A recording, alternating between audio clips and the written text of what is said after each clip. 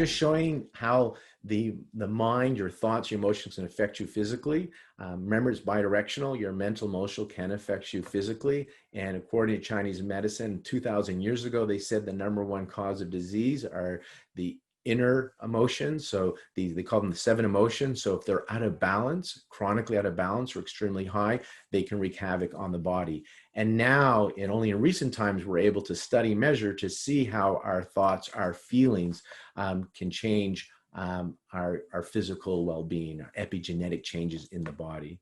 And so you have this experience, a life event, and you perceive it. How you perceive the event determines your response. And so now you have a mental, emotional response. This response now changes your nervous system. So there's changes in your heartbeat, your heart rate variability. There's an effect on the nervous system now. And then that leads to a hormonal response. So now there's a chemical effect in your body, which turns into a physiological effect. So it truly is that your thoughts and your emotions can impact your physical body, both you can do it positively or negatively impact your body. So the key here is to awaken your inner healer. And we do this by quieting the mind. When you quiet the mind, the soul will speak to you, that inner intuition. So it's really key to develop a relaxation response, a practice.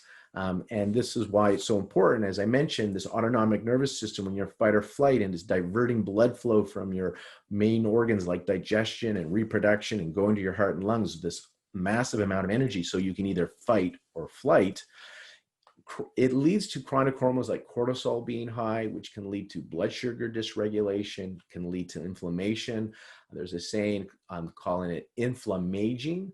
So this chronic systemic inflammation is leading to accelerated biological aging and premature degenerative diseases. The good news is you can slow this down or even reverse it through diet and lifestyle, exercise, and as we're talking about, mindfulness, meditation, relaxation techniques.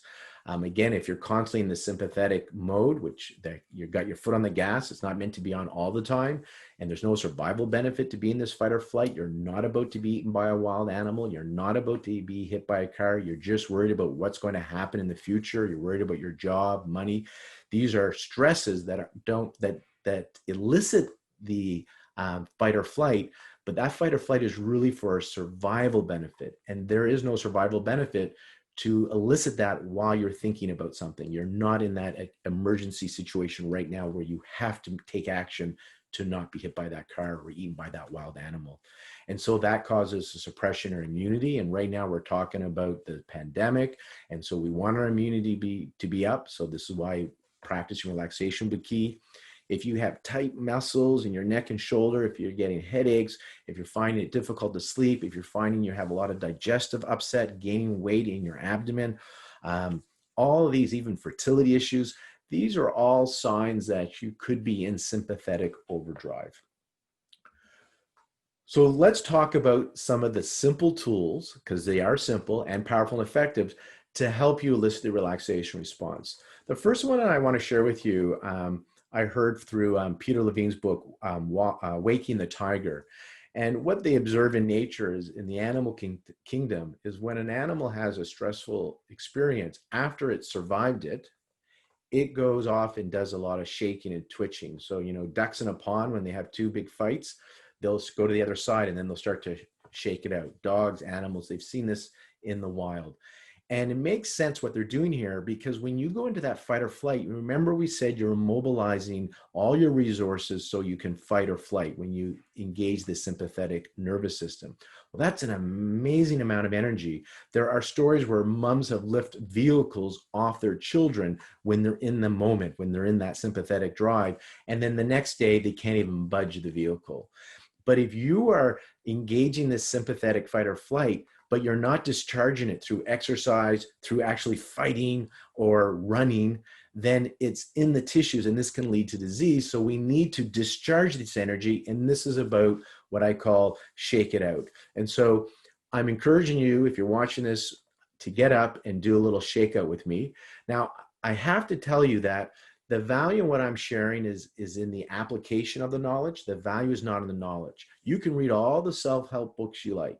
You can watch this 100 times. And if you don't do the activities, the practices, you don't benefit. So the value is not in knowing, the value is in the application.